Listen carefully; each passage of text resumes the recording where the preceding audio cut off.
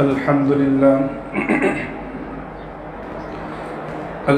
لله نحمده ونستعينه ونستغفره ونؤمن به ونتوكل عليه ونعوذ بالله من شرور أنفسنا ومن سيئات أعمالنا من يهد الله فلا مضل له ومن يضلله فلا هادي له ونشهد أن لا إله إلا الله وحده لا شريك له ولا نظير له ولا معين له ولا مشير له ولا مثال له ولا مثل له ونشهد أن سيدنا وسندنا وشفيعنا وحبيبنا ومولانا محمدا عبده ورسوله أما بعد فقد قال الله تبارك وتعالى في القرآن المجيد والفرقان الحميد فأعوذ بالله من الشيطان الرجيم بسم الله الرحمن الرحيم يا أيها الذين آمنوا كتب عليكم الصيام كما كتب على الذين من قبلكم لعلكم تتقون وقد قال رسول الله صلى الله عليه وسلم الصوم جنة أو كما قال عليه الصلاة والسلام. قبل اس کے بات شروع ہو ایک مرتبہ بلند آواز کے ساتھ درود شریف پڑھیں. اللهم صل على سيدنا مولانا محمد وعلى آل سيدنا مولانا محمد وبارك وسلم كما تحب وترضى عدد ما تحب وترضى يا كريم. میرے محترم بزرگوں اور دوستوں اور عزیز ساتھیوں، رمضان کا بابرکت مہینہ چل رہا ہے اور یہ وہ عظیم الشان مہینہ ہے کہ جس کا اثر براہ راست انسان کی زندگی پر پڑتا ہے. علماء نے لکھا ہے کہ جو شخص پورے سال بھر یعنی کہ سال کے 11 مہینے جو ہے جس گناہ سے بچنا چاہے تو وہ اس کی پریکٹس اس مہینے میں کر لے، انشاءاللہ اس مہینے کی برکت سے وہ آئندہ کے 11 مہینے اس گناہ سے بچ جائے گا. اور جو شخص جو عبادت کرنا چاہے اس پر دوام حاصل کرنا چاہے تو رمضان کے اندر اس کی پریکٹس کر لے، پورے 11 مہینے میں اس کو دوام حاصل ہو جائے گا. یہ بڑا عظیم الشان مہینہ ہے. اللہ کے رسول صلی اللہ علیہ وسلم نے کئی احادیث کے اندر اس رمضان کی فضیلت بیان فرمائی ہے. کہیں فرمایا کہ یہ رمضان خصوصی طور پر میری امت کو بخشا گیا ہے اور اس کے اندر بہت ساری خصوصیت خاص طور پر اس امت کو دی گئی ہے کہ اللہ کی تمام مخلوقات کا روزے دار کے لیے دعا کرنا، جنت کو روزانہ مزین کیا جانا اور جنت کا روزے دار کا انتظار کرنا. اور قربان جائیے اس مالک حقیقی کے کہ جس نے پوری کائنات کو پیدا کیا. وہ فرماتا ہے جس کے بارے میں اللہ کے رسول صلی اللہ علیہ وسلم فرمایا کہ روزے دار کی منہ کی بدبو اللہ کے نزدیک مشک سے زیادہ پسندیدہ ہے.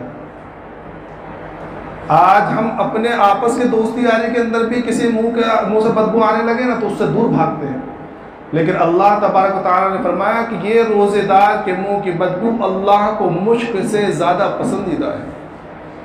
دراصل یہ رمضان اور روزے انسان کے ایمان کو بڑھانے کے لیے اس کا ایک ورکشاپ ہے، اس کی بیٹری، ایمانی بیٹری کو چارج کرنے کے مہینہ ہے. یہ سمجھے، یہ معمولی مہینہ نہیں ہے، لیکن ضرورت اس بات کی ہے کہ ہم اس مہینے کو، رمضان کو اللہ اور اس کے رسول نے جیسا بتلایا ہے ویسا ادا کریں. اس رمضان کے مہینے میں ان تمام چیزوں سے بچیں جس سے بچنے کا اللہ کے رسول صلی اللہ علیہ وسلم نے حکم دیا ہے. ورنہ اگر ہم روزہ رکھ رہے ہیں اور روزہ رکھنے کے باوجود جھوٹ بھی بول رہے ہیں، روزہ رکھنے کے باوجود غیبت اور چغلی بھی کر رہے ہیں، روزہ رکھنے کے باوجود ہم چوری کر رہے ہیں، ڈاکہ ڈال رہے ہیں اور دوسروں کے حقوق کو چھین رہے ہیں، تو اللہ کے رسول صلی اللہ علیہ وسلم فرمایا کہ جو شخص روزے کے اندر جھوٹ بولنا نہ چھوڑے ہمیں اس کی روزے کی کوئی ضرورت نہیں ہے. اور آج عام طور پر یہی ہو رہا ہے. اللہ کے رسول صلی اللہ علیہ وسلم فرمایا کہ یہ روزہ مواسات غم خواری کا مہینہ ہے، یہ رمضان کا مہینہ غم خواری کا، صبر کا، ایک دوسرے سے ہمدردی کا مہینہ ہے۔ لیکن مسلمان کیا کر رہے ہیں؟ اور زیادہ لوٹنے کی کوشش کر رہے ہیں۔ آپ بازار میں نکل جائیے تو جو چیزیں غیر رمضان کے اندر کم داموں میں ملتی تھی، وہی چیزیں مسلمانوں کو بیچنے کے لیے دوگنے دام میں بیچ رہا ہے۔ حالانکہ غمخواری اور مواسات کا تقاضا تو یہ تھا کہ اپنے معمولی منافع کو رکھ کر وہ کم سے کم دام میں بیچتا، لیکن مسلمان یہ سوچتا ہے کہ نہیں، یہ مہینہ تو میرے سیزن کا ہے، کمانے کا ہے، لوٹ جیسا لوٹنا چاہے، اور کر رہا ہے بازاروں کے اندر۔ تو جو اللہ کے رسول صلی اللہ علیہ وسلم فرمایا، نعوذ باللہ، اللہ ہم تمام کی حفاظت کرے، ہم بالکل الٹا کر رہے ہیں اس کا۔ اور ہماری بدبختی یہ ہے کہ وہ چیزیں جو عام دنوں کے اندر تو حلال تھی وہ چھوڑ دیتے ہیں۔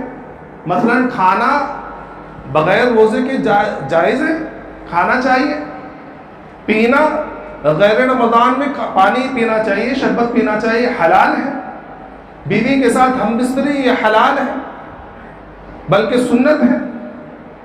تو یہ جو حلال چیزیں تھی غیر رمضان کے اندر، ان سے تو ہم رمضان کے اندر بچ جاتے ہیں، لیکن وہ ساری چیزیں جو غیر رمضان میں بھی حرام تھی، جن کی شدت غیر رمضان میں بھی ویسے تھی، وہ ساری چیزیں ہم رمضان میں ویسے ہی کرتے رہتے ہیں۔ بد نظری، غیبت، چغلخوری، لڑائی جھگڑا، معمولی بات پر جھگڑا۔ حالانکہ اللہ کے رسول صلی اللہ علیہ وسلم فرمایا کہ رمضان میں تو اگر کوئی تم سے لڑنا بھی چاہے، جھگڑا بھی کرنا چاہے، تو اس کو جواب بھی مت دو، اس کو صرف یہ کہہ دو کہ بھائی میں روزے دار، میں روزے سے ہوں، میں تجھ سے لڑوں گا نہیں۔ تو قرآن کریم نے اللہ تبارک تعالیٰ نے ارشاد فرمایا، یا ایھا الذین آمنوا کتب علیکم الصیام۔ میرے محترم بزرگ دوستو، یہ بڑا پیارا خطاب ہے جو اللہ تبارک و تعالیٰ نے براہ راست ہم جیسے نالائقوں سے کیا ہے، بیچ میں کوئی واسطہ نہیں، اور ہم اس کو معمولی سمجھتے ہیں۔ تورات کے اندر اللہ تبارک و تعالیٰ نے ایک مرتبہ، پوری تورات کے اندر اللہ تبارک و تعالیٰ نے ایک مرتبہ بنی اسرائیل سے براہ راست خطاب کیا تھا، تو وہ انہیں اس کا اتنا گھمنڈ تھا، وہ کہتے تھے نحن ابناء اللہ و احباؤہ، کہ ہم تو اللہ کے بیٹے اور اس کے پسندیدہ ہیں۔ اور اللہ تبارک و تعالیٰ نے اس امت کو 88 مرتبہ قرآن کریم میں براہ راست خطاب کیا ہے۔ یہ بڑا پیارا خطاب ہے۔ اس لیے تو عبداللہ ابن عباس رضی اللہ تعالیٰ جو رئیس المفسرین فرماتے ہیں کہ جب یا ایھا الذین آمنوا کا خطاب آئے یا یہ لفظ آئے تو ہمتاً متوجہ ہو جانا چاہیے کہ وہ مالک حقیقی، وہ مالک الملک تم سے براہ راست خطاب کر رہا ہے، کہ توجہ سے سنو کہ کیا کہہ رہا ہے۔ تو اللہ تبارک تعالیٰ نے ارشاد فرمایا، یا ایھا الذین آمنوا کتب علیکم الصیام، کہ ایمان والو اللہ نے تمہارے اوپر کیا کیا ہے؟ تمہارے اوپر روزے فرض کیے گئے ہیں، تمہارے اوپر اللہ نے روزے فرض کیے ہیں۔ اب روزے فرض کرنے سے کہیں گمان یہ نہ ہو جائے کہ بھئی اللہ کے اسٹاک کے اندر کچھ کمی ہو گئی تھی، کھانے پینے کے اندر کچھ وسائل کم ہو گئے تھے، اس لیے ایک سال کے اندر اسٹاک، ایک مہینے کے اندر اسٹاک جمع کرنا ہے اللہ کو۔ نہیں، ایسا کچھ نہیں ہے۔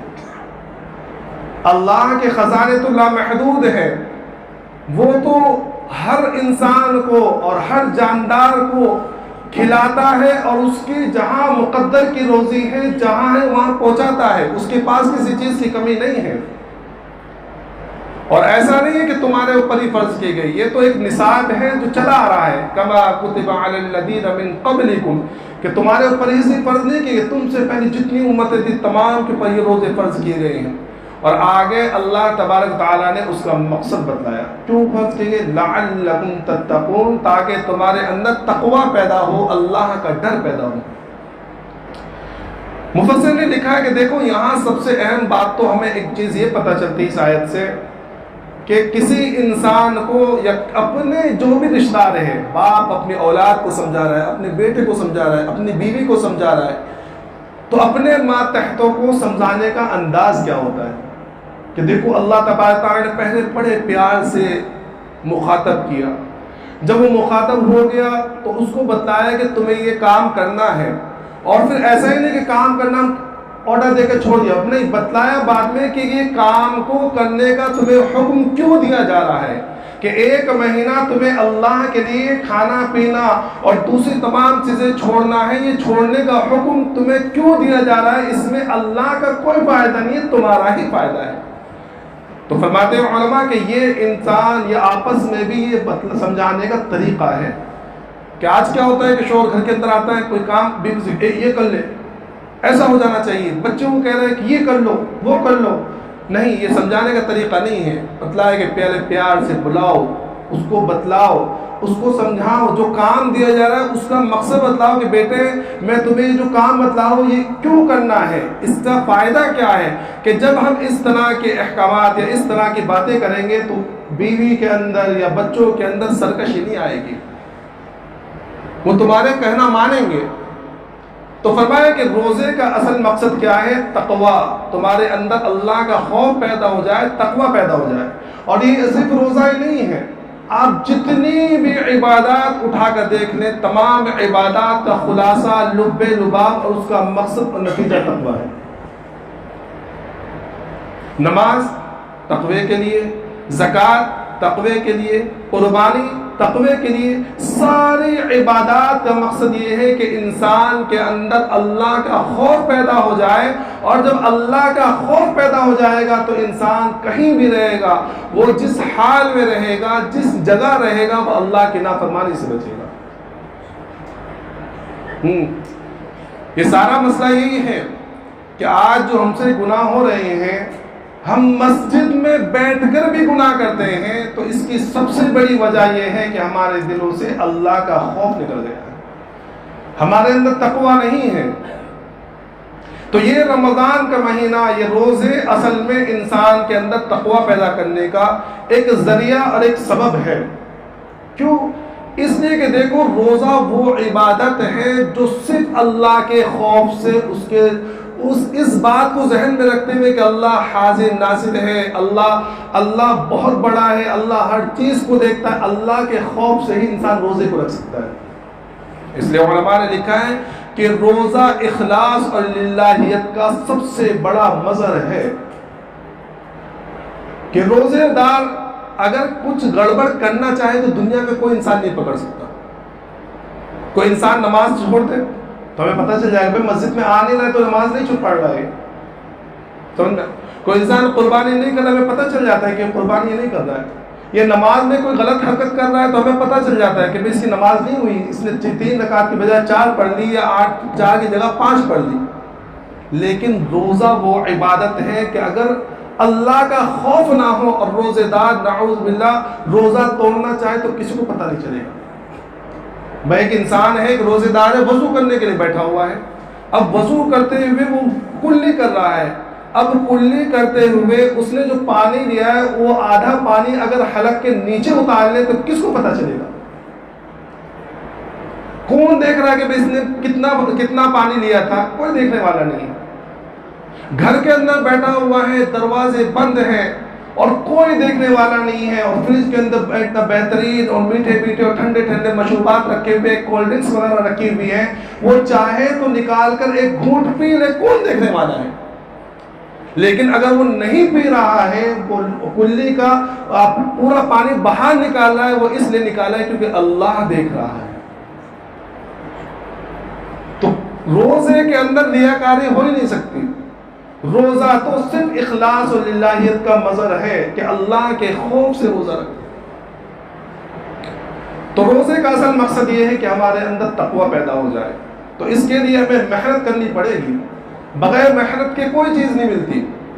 تو رمضان کے اندر بھی روزہ ہمیں ویسا رکھنا پڑے گا جیسا روزہ رکھنے کا طریقہ ہے، کہ ساری چیزوں سے پرہیزگاری، ساری چیزوں سے بچنا، حرام کاری سے بچنا، بد نظری سے بچنا، جھوٹ سے بچنا، غیبت سے بچنا، تمام چیزوں سے بچ کر جب جا کے وہ روزے کا فائدہ ہمیں حاصل ہوگا۔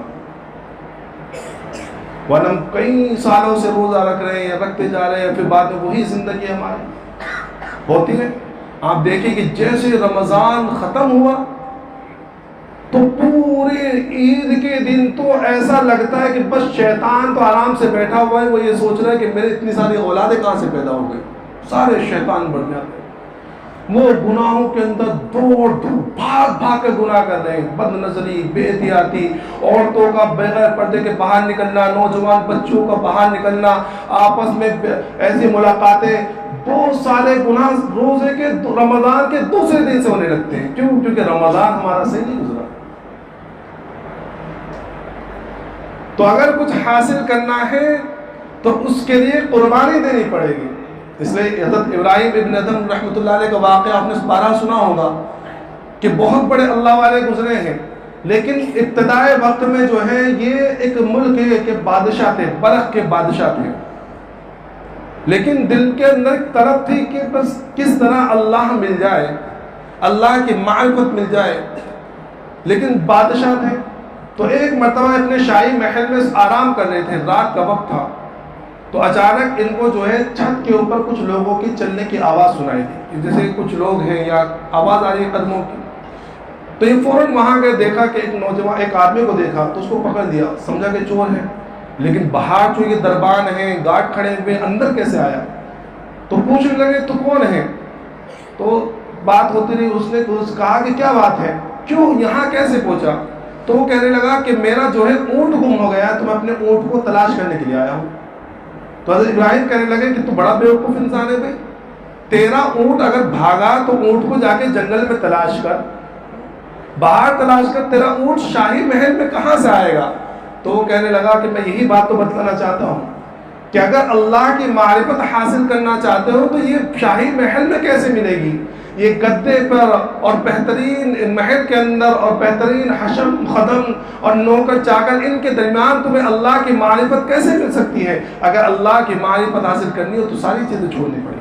بس دل پر ایک چوٹ سی لگی، ساری چیزوں کو چھوڑ دیا اور باہر نکل گئے اور اللہ کی معرفت حاصل کرنے کے لیے سفر کیا۔ اللہ نے پھر ان کو اللہ کی اپنی معرفت نصیب فرمائی اور بہت بڑے اللہ والے گزرے۔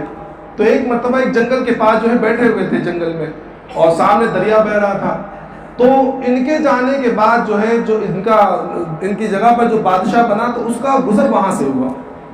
تو اس نے دیکھا کہ ابراہیم بن ادھم بیٹھے ہوئے ہیں، تو وہ آیا، سوچنے لگا کہ بڑے عجیب آدمی بھائی، اتنی بڑی بادشاہ چھوڑ کر یہاں جنگل میں بیٹھے ہوئے ہیں اور سوئی سے جو ہے گدڑے سی رہے ہیں، یہ کیا مسئلہ ہے؟ یہ تو عقل مندی کی بات نہیں ہوئی۔ تو اس نے پوچھا کہ حضرت آپ کہاں بادشاہ تھے اور کہاں یہاں آ گئے، جنگل میں پڑے ہوئے ہیں، نہ بستر، نہ نوکر، نہ چاکر، کیا آپ نے؟ تو حضرت ابراہیم ادھم رحمۃ اللہ علیہ نے اپنے ہاتھ میں جو سوئی تھی اس سوئی کو دریا میں ڈال دیا، اور دریا میں ڈال کر پھر اللہ سے دعا کی اور آواز لگائی کہ مجھے تو اے اللہ، یہ جو میری سوئی گری ہے میں اپنی سوئی کو چاہتا ہوں۔ تو جیسے ہی انہوں نے پکارا تو دیکھا کہ کئی سینکڑوں مچھلیاں جو ہے اپنے منہ کے اندر سونے کی سوئی لے کر آ رہی ہیں، مچھلیاں۔ تو کہنے لگے کہ نہیں، مجھے یہ سونے کی نہیں چاہیے، مجھے تو میری جو سوئی ہے وہی چاہیے۔ تو بعد میں ایک دوسری مچھلی نکلی اور اس نے وہ لے کر آئی ہے ان کی سوئی۔ تو ابراہیم بن ادھم رحمۃ اللہ علیہ کہنے لگے کہ اب بتاؤ کہ وہ بادشاہت زیادہ بہتر تھی یا یہ بادشاہت زیادہ بہتر ہے؟ وہ صرف انسانوں پر تھی اور اللہ نے اب مجھے مخلوقات پر بھی بادشاہت عطا فرما دی۔ تو اس کو سمجھ میں آ گیا، وزیر کو فوراً واپس چلا گیا۔ تو ایک جگہ ان کا گزر ہوا، تو وہاں جو ہے پہلے سے ہی ایک مجذوب رہا کرتا تھا، اس نے قربانی دی تھی، وہ غریب آدمی تھا، تو وہ گھاس کاٹنے والا تھا، تو وہ چاہتا تھا کہ مجھے اس سے نجات مل جائے۔ تو اس نے اللہ سے دعا کی کہ اللہ، میں یہ کہاں گھاس کاٹنے کے چکر میں پڑا ہوا ہوں، تو مجھے بس کسی طرح رزق دے دے تاکہ میں تمام چیزوں کو چھوڑ کر جو تیری عبادت میں لگ جاؤں۔ تو اللہ نے اس کے کھانے کا انتظام کر دیا کہ اس کو ایک روٹی مل جایا کرتی تھی اور پانی وغیرہ کا انتظام ہو گیا تھا، تو وہ اپنی عبادت کرتا رہتا تھا۔ تو اب ابراہیم بن ادھم رحمۃ اللہ علیہ کا گزر جب وہاں سے ہوا تو آپ بھی وہاں بیٹھے، اور جب کھانے کا وقت آیا تو دیکھا کہ اس مجذوب شخص کے لیے تو وہی معمولی سا کھانا، اور ابراہیم بن ادھم رحمۃ اللہ علیہ کے لیے بہترین خوان اور بہترین تشتری کے اندر، بڑی سی تشتری کے اندر بہترین سا کھانا بھنا ہوا، اور یہ بہترین قسم کا کھانا ہے۔ تو یہ شخص کہنے لگا، دل میں سوچا کہ اللہ، میں تیری اتنی دنوں سے عبادت کرتا ہوں لیکن وہی روکی سوکھی مجھے مل رہی ہے، اور یہ آج کا آیا ہوا تو یہ اسے اتنی بہترین چیزیں عطا فرما رہا ہے، کون ہے یہ؟ تو اللہ کی طرف سے اس کے دل میں بات ڈالی گئی کہ یہ بھی تو دیکھ کہ چھوڑ کر کے آیا ہے، تو نے کیا چھوڑا ہے؟ ایک گھاس کاٹنے والے ہتھیار اور معمولی سی زندگی۔ یہ بادشاہ چھوڑ کر آیا ہے، جب بادشاہ چھوڑ کر آیا ہے تو ویسے ہی انعامات ملے ہیں۔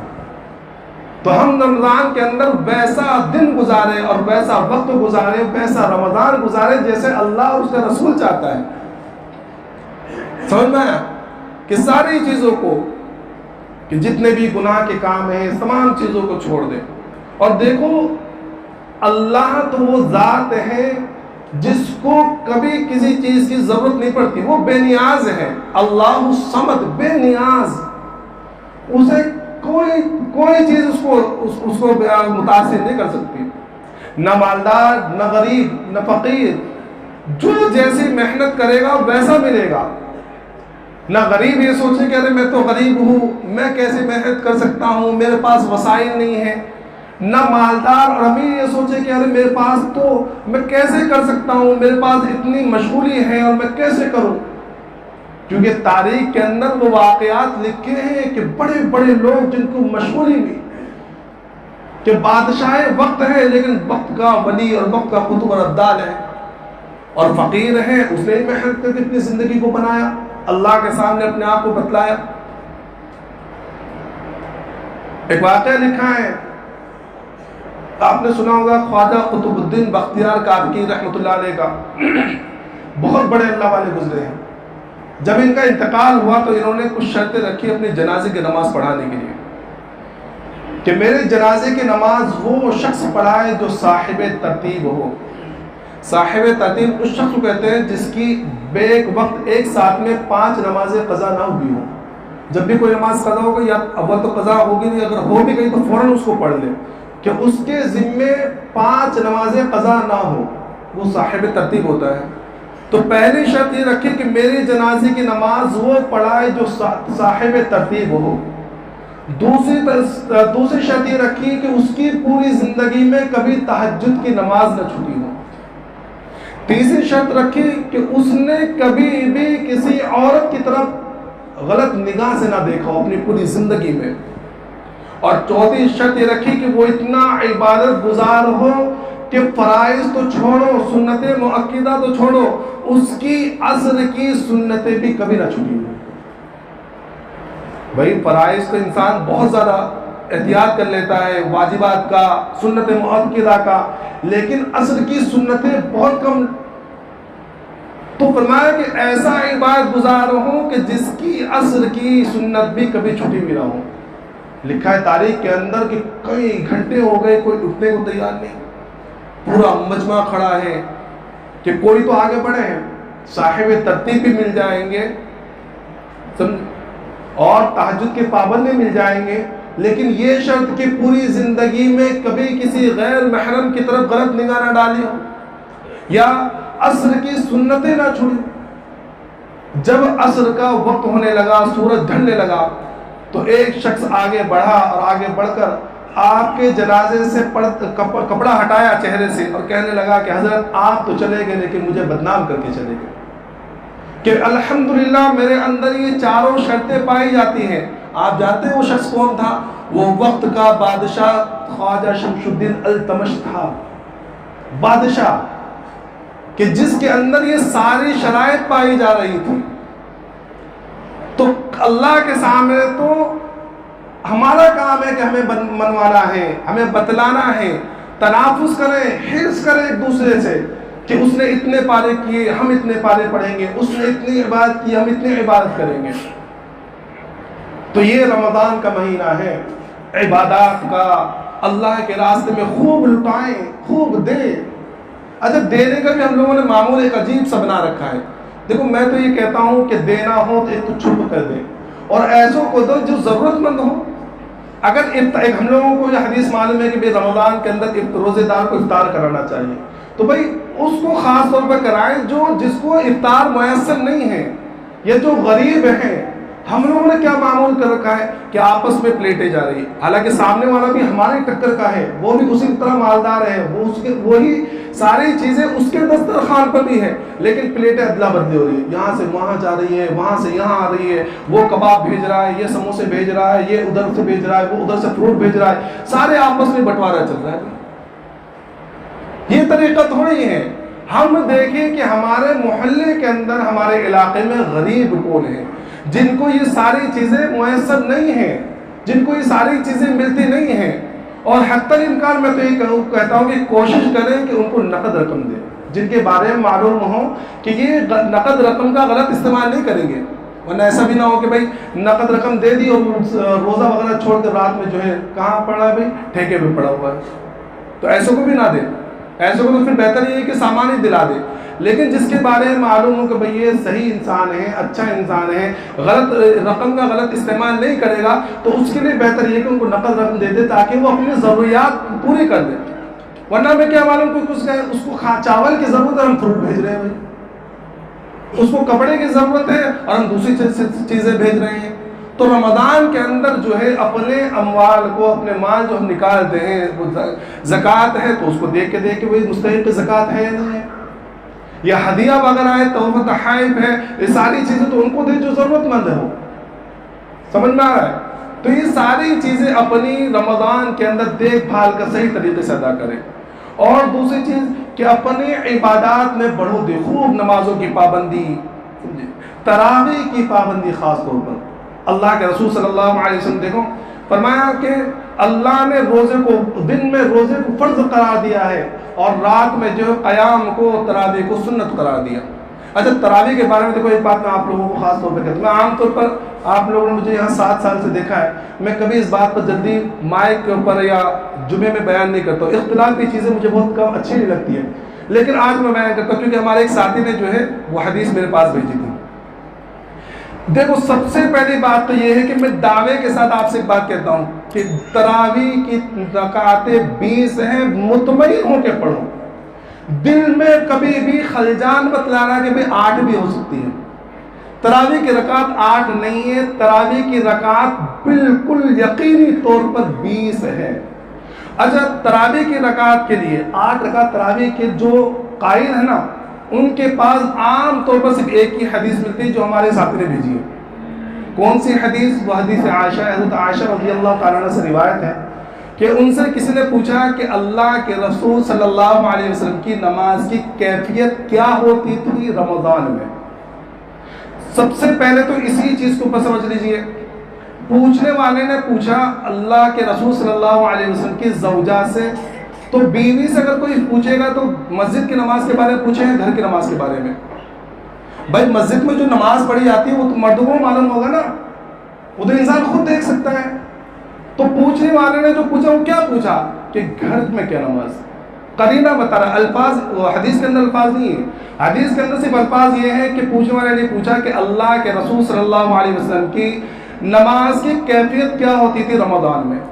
اب جواب سنیے، جواب میں عائشہ رضی اللہ تعالیٰ نے فرمایا کہ اللہ کے رسول صلی اللہ علیہ وسلم کی نماز رمضان میں اور غیر رمضان میں، کس میں؟ رمضان میں اور غیر رمضان میں 11 رکعت سے آگے نہیں بڑھتی تھی، 8 رکعت اور 3 رکعت کی ترکیب۔ 8 رکعت کون سے؟ اب یہ لوگ جو ہے اس 8 رکعت کو تراویح ثابت کرتے ہیں۔ تو اول تو سب سے پہلا مسئلہ یہ ہے کہ امی عائشہ رضی اللہ تعالیٰ نے کیا فرمایا؟ رمضان میں اور غیر رمضان میں۔ بھائی تراویح کب پڑھی جاتی ہے؟ کبھی دیکھا ہے آپ نے کہ کسی نے جو شوال کے مہینے میں تراویح کی نماز کی ہو؟ پورے ملک کے اندر، پوری دنیا کے اندر کوئی شوال میں پڑھتا ہے تراویح کی نماز؟ نہیں پڑھتا ہے۔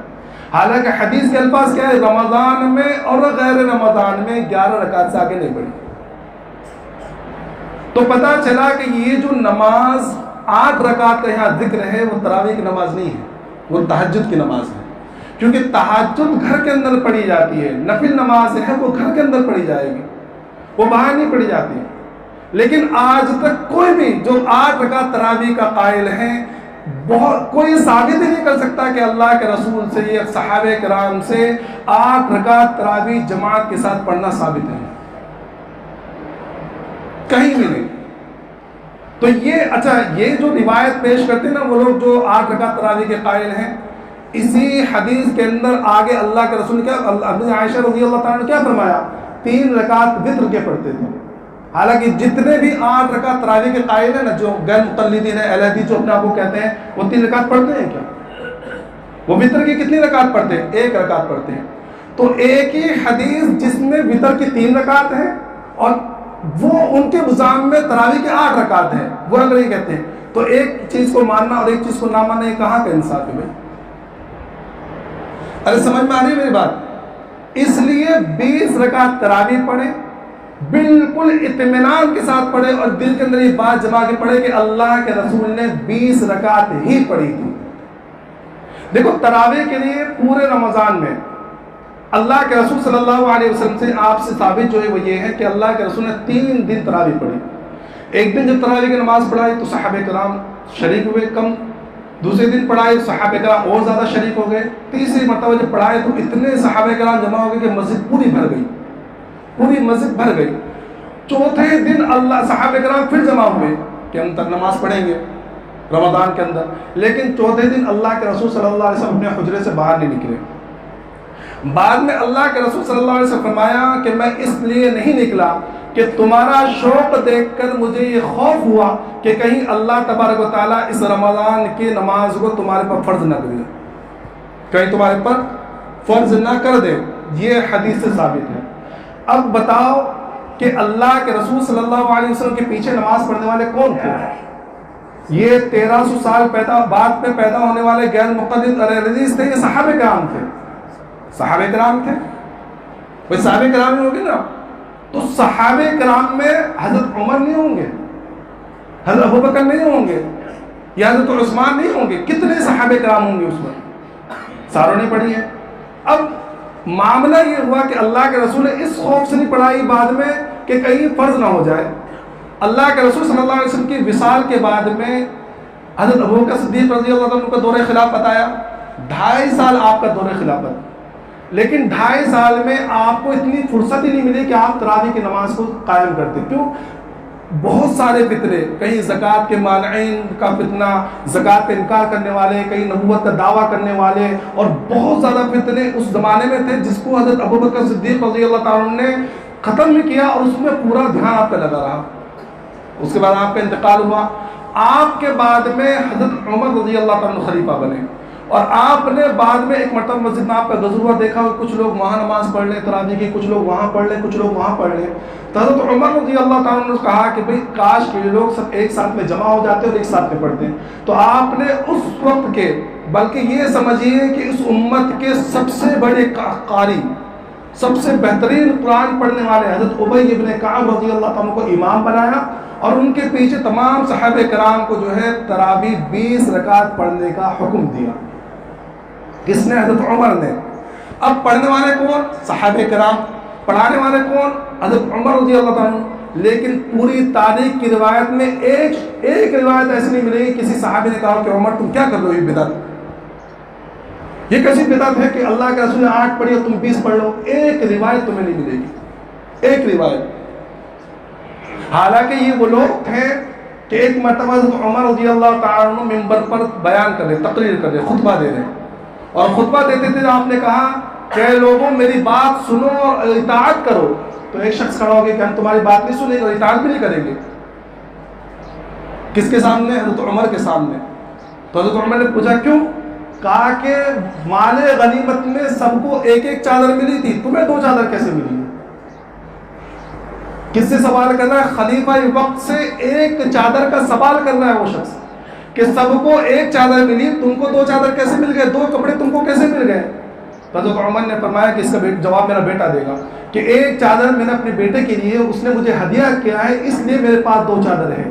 تو جو لوگ صرف چادر کی وجہ سے سوال کر سکتے تھے کہ کہیں چادر کے اندر غبن تو نہیں کر دیا، تو وہ لوگ اتنی بڑی عبادت کے اوپر سوال نہیں کرتے کہ عمر تم کیا بیوقوفی کر رہے ہو، یہ تو اللہ کے رسول سے ثابت نہیں ہے۔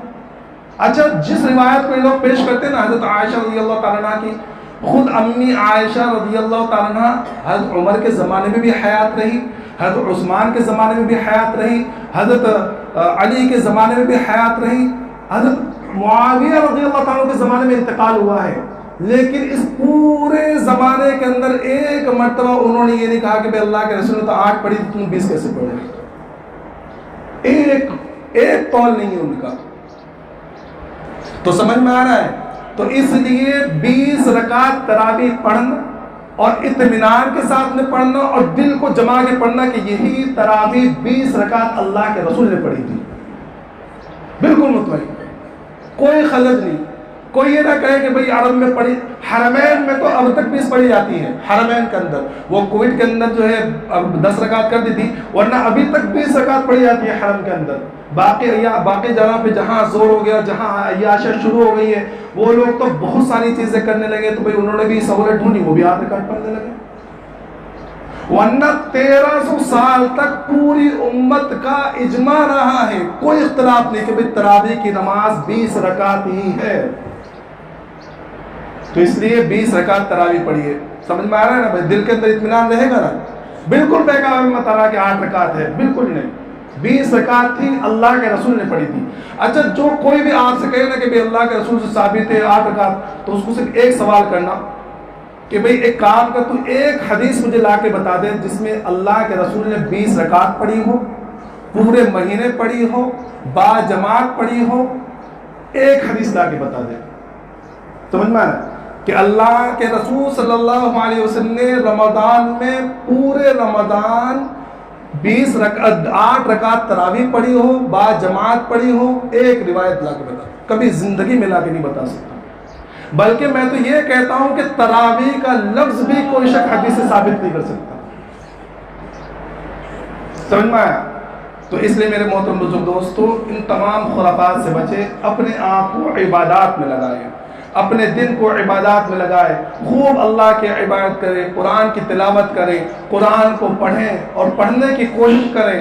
جن کو نہیں آتا وہ دل کے اندر عزم کریں کہ ابھی نہیں آ رہا ہے تو انشاءاللہ میں آئندہ پڑھنے کی کوشش کروں گا. اور جو پڑھنے والے میں نے تو بتایا تھا وہ زیادہ سے زیادہ وقت جو ہے اپنا جو ہے قرآن کو پڑھنے میں لگائے، قرآن کو سیکھنے میں لگائے اور قرآن کی تلاوت میں لگائے. اور جن کو نہیں آتا وہ آئندہ پڑھنے کی کوشش کریں. سمجھ میں آ رہا ہے؟ تو یہ رمضان اور روزہ ہے. اور ایک حدیث اتفاق کرنا تھا اللہ کے رسول صلی اللہ علیہ وسلم جو میں نے پڑھا کہ الصوم جنہ، کہ روزہ جو ہے ڈھال ہے. ڈھال کیا ہوتی ہے؟ ڈھال اس زمانے کے اندر جو ہے ڈھال جو ہے لڑائی کے اندر تلوار سے حفاظت کا ذریعہ ہوا کرتی تھی. تو اسی طرح روزہ جو ہے یہ شیطان کے وار سے بچاؤ کا ذریعہ ہے. اس لیے فرمایا علماء نے کہ روزہ یہ نفس کے خلاف جہاد ہے. کیا ہے؟ روزہ نفس کے خلاف جہاد ہے. کہ جتنا نفس جو ہے اکساتا ہے کہ یہ کر لے وہ کر لے، اپنی نفسانی خواہشات کو پوری کر لے، اور بد اس کو دیکھ لے، اس کے اوپر غلط نظر ڈال دے، یہ جھوٹ بول، یہ ساری چیزوں سے بچنا اور لڑنا یہ روزے کے ذریعے آتا ہے. سمجھ میں آیا؟ اس لیے رمضان کو صحیح طریقے سے گزارنے کی کوشش کریں. اللہ تبارک و تعالیٰ تمام کو صحیح طریقے سے روزہ رکھنے کی توفیق عطا فرمائے. وآخر دعوانا الحمدللہ رب العالمین.